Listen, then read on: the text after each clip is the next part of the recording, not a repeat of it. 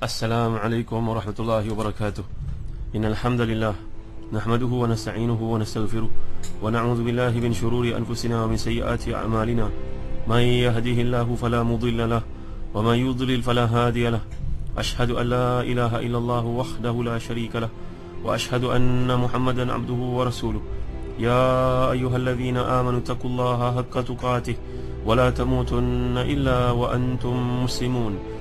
يا أيها الناس اتقوا ربكم الذي خلقكم من نفس واحدة وخلق منها زوجها وبث منهما رجالا كثيرا ونساء واتقوا الله الذي تساءلون به والأرحام إن الله كان عليكم رقيبا يا أيها الذين آمنوا اتقوا الله وقولوا قولا سديدا يصلح لكم أعمالكم ويغفر لكم ذنوبكم ومن يطع الله ورسوله فقد فاز فوزا عظيما.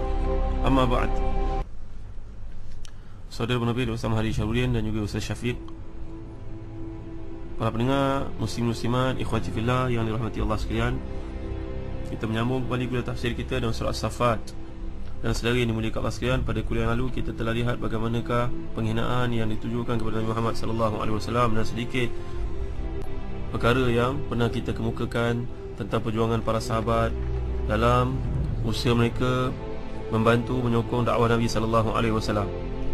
Kita lihat pada ayat yang ke-34 hingga berikutnya, a'udzubillahi minasyaitonirrajim. Inna kadzalika naf'alu bil mujrimin innahum kanu idza qila lahum la ilaha illallah yastakbirun wa yaquluna a inna latariku alihatina li sya'irin majnun wa jaa'a bil haqqi wa saddaqal mursalin. Sesungguhnya demikianlah kami berbuat kepada orang-orang yang berbuat jahat. Sesungguhnya mereka dahulu apabila dikatakan kepada mereka la ilaha illallah, tidak ada ilah yang berhak diibadahkan dengan sebenarnya melainkan Allah, mereka menyombong diri. Dan mereka berkata, apakah sesungguhnya kami harus meninggalkan sembahan-sembahan kami hanyalah kerana seorang penyair gila? Sebenarnya dia Muhammad telah datang membawa kebenaran dan membenarkan rasul-rasul sebelumnya. Jadi dalam kuliah lalu kita telah lihat bagaimana golongan kafir ini apabila mereka mendapati tidak mampu untuk menentang kebenaran dakwah Nabi sallallahu alaihi wasallam, mulalah mereka melabelkan Nabi dengan berbagai-bagai label. Di samping itu, tidak jemu-jemu mereka menganiaya para sahabat di kalangan al-mustadhafin. Penyokong-penyokong Nabi yang salam ini merupakan sahabat-sahabat yang tidak berkedudukan di sudut hartanya, merupakan hamba, merupakan orang yang lemah, orang yang miskin. Maka itulah yang mendapat penganiayaan maksimum daripada mereka. Bulan lalu kita telah lihat sebahagian daripada penganiayaan tersebut. Jadi saudara pendengar yang dirahmati dan dikasihi Allah sekalian, mereka punya target ini untuk menyusahkan Nabi sallallahu alaihi wasallam, untuk menolak Nabi sallallahu alaihi wasallam. Perhatikan ayat ini. Dan mereka berkata, apakah sungguhnya kami ingin meninggalkan sembahan-sembahan kami hanyalah seorang penyair yang gila? Nabi mengajak mereka kepada Islam. Dan Islam ni seperti disebut dalam hadis, umirtu an uqatilan nas hatta yaqulu la ilaha illallah. Man qala la ilaha illallah faqad asama minni malahu wa nafsahu illa bihaqqihi wa hisabuhu 'ala Allah. Aku diperintahkan untuk memerangi manusia sampai mereka mengucapkan la ilaha illallah. Siapa yang mengucapkan la ilaha illallah, maka dia telah menjaga harta dan jiwanya daripada aku, kecualilah jiwa dan harta mendapat hukum yang mengharuskan dihukum seperti dibunuh. Seperti kalau dia membunuh ataupun menghindar menunaikan salat, menghindari membayar zakat, maka itu perhitungan yang lain. Perhitungan amal mereka pada zahirnya, batinnya diserahkan kepada Allah Subhanahu Wa Taala. Jadi Allah menurunkan ayat dalam Al-Quran ini menyebut orang yang menyombongkan diri. Innahum kanu idza qila lahum la ilaha illallah yastakbirun wa yaquluna a inna latariku alihatina li sya'irin majnun. Mereka tidak mahu mengikuti Nabi Muhammad sallallahu alaihi wasallam. Kenapa kita harus meninggalkan sembahan-sembahan ini hanyalah kerana seorang gila? Kemudian Allah menjelaskan, bal jaa'a bil haqq wa saddaqal mursalin. Sebenarnya Muhammad sallallahu alaihi wasallam datang bawa kebenaran.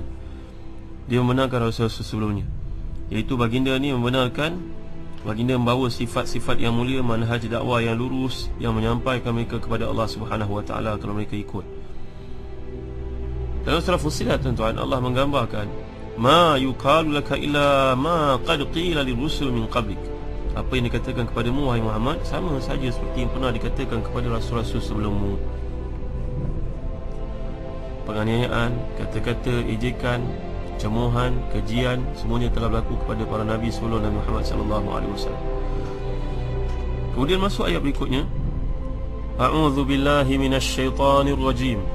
Innakum ladza'iqul 'adzabil alim wa ma tujzauna illa ma kuntum ta'malun illa 'ibadallahil mukhlasin.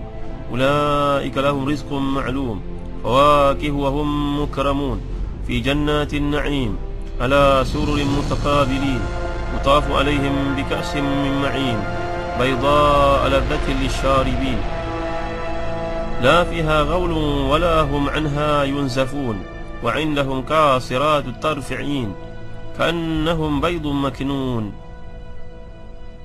Ayat ni pendek-pendek, maka kita membaca mengikut kepada ayat tersebut boleh wakaf dengan betul. Tapi bagi ayat yang panjang tuan-tuan, saya nasihatkan tuan-tuan untuk memiliki Quran wakaf dan ibtidah yang telah pun dikaji oleh Tan Sri Datuk Hasan Azhari bersama dengan puteranya Dr. Abdul Rauf bin Hasan Azhari. Benda yang sangat penting untuk kita miliki bagi memperbetulkan cara wakaf kita agar tidak menjurus kepada makna yang salah. Kerana bahasa ni tuan-tuan, kalau kita tidak menguasai maknanya, kita akan berhenti di tempat yang salah dan tanpa kita duga kita telah melakukan kesilapan. Di sini Allah SWT berfirman menyeru manusia semuanya, innakum ladza'iqul 'adzabil alim wa ma tujzauna illa ma kuntum ta'malun. Sungguhnya kamu pasti akan merasakan azab yang pedih dan kamu tidak diberi pembalasan melainkan dengan kejahatan yang telah kamu kerjakan. Kemudian di sini Allah mengecualikan hamba-hamba yang mukhlas, iaitu orang yang ikhlas, daripada tekanan ataupun siksaan yang akan berlaku tersebut. Ini samalah tuan-tuan dengan ayat daripada surah Al-Asr. Wal 'asr innal insana lafi khusr illa alladhina amanu wa 'amilus salihat.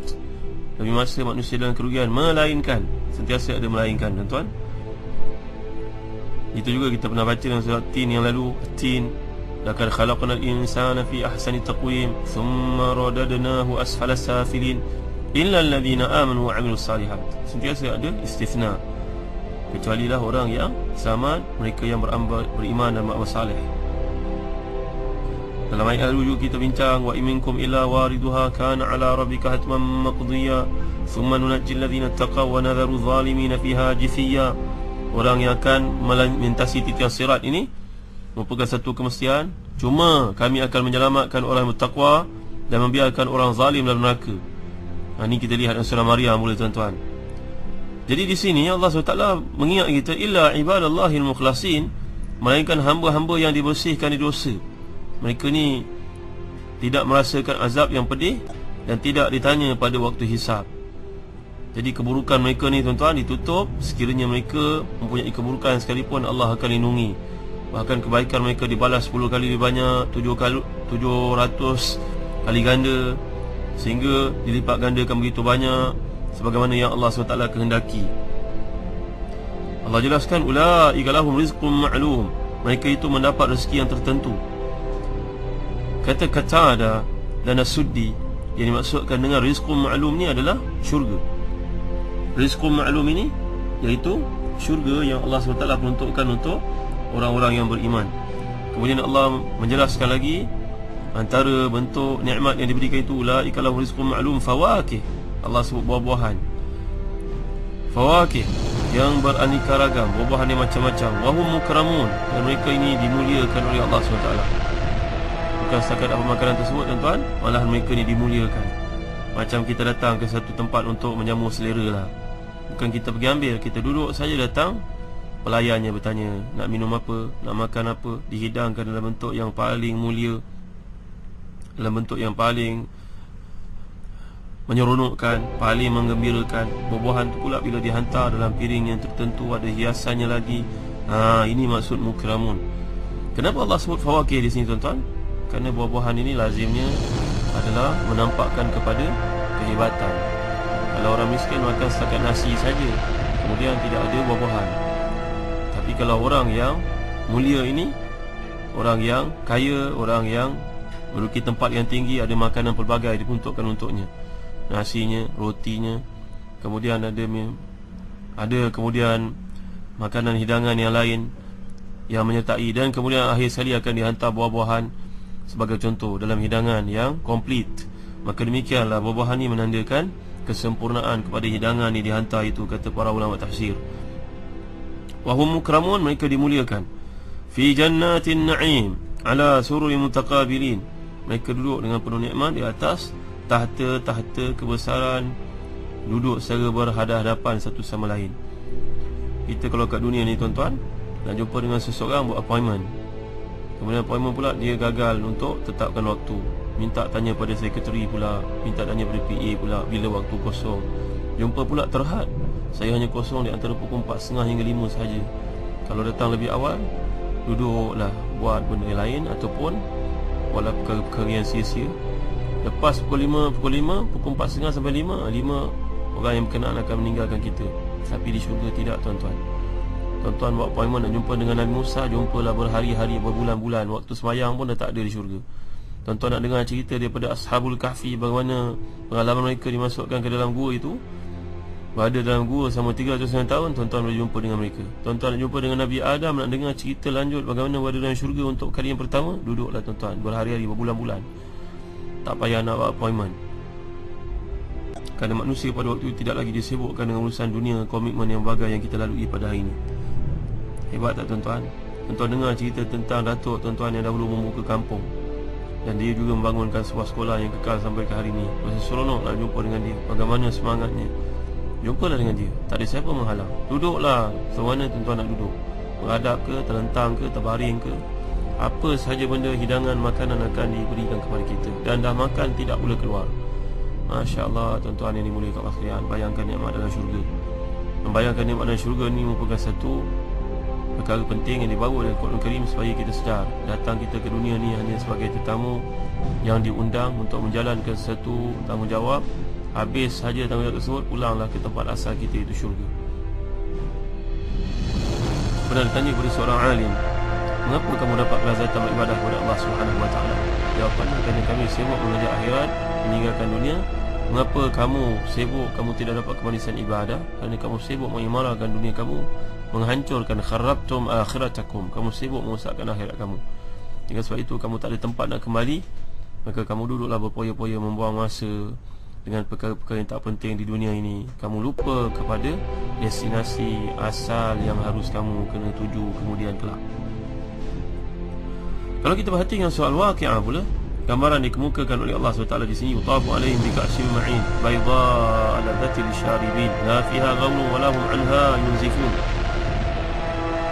Diedarkan kepada mereka gelas yang berisi dengan khamar dari sungai yang mengalir, warnanya putih bersih, sedap rasanya bagi orang yang minum. Tidak ada dalam khamar itu alkohol yang memabukkan.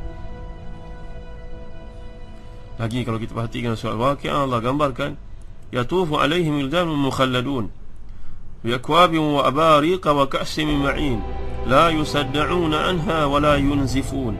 Mereka dikelilingi oleh anak-anak muda yang tetap muda dengan membawa gelas, cerik dan juga bekas minuman, jak berisi minuman yang diambil daripada air yang mengalir. Mereka tidak pening kena minum arak tersebut dan tidak pula mabuk. Jadi perkataan yang digunakan oleh Allah di sini, ka's, yutafu alaihim bi ka's, dalam ayat bi akwabi wa abarika wa ka'sin min ma'in. Ka'sun dipelajari di sudut bahasa Arab, di sudut fiqhul lughah, kata para ulama. Dapat kita teliti perkara ini dalam kitab kita tafsir, juga dalam kitab-kitab Ma'ajimul Qawamis. Lihatlah sebagai contohnya kamus Al-Farid, satu kamus yang baik untuk kita memahami Al-Quran Karim dan belajar bahasa Arab, kamus Al-Farid. Perkataan ka's ini biasanya merujuk kepada gelas yang berisi dengan arak. Jadi bila gelas itu penuh dengan arak, dipanggil ka'sun. Ini hebatnya bahasa Arab. Ka'sun bukanlah satu bekas yang kosong. Ka'sun merujuk kepada bekas minuman yang dipenuhi dengan arak. Arak syurga lah maksudnya dalam konteks Quran ni.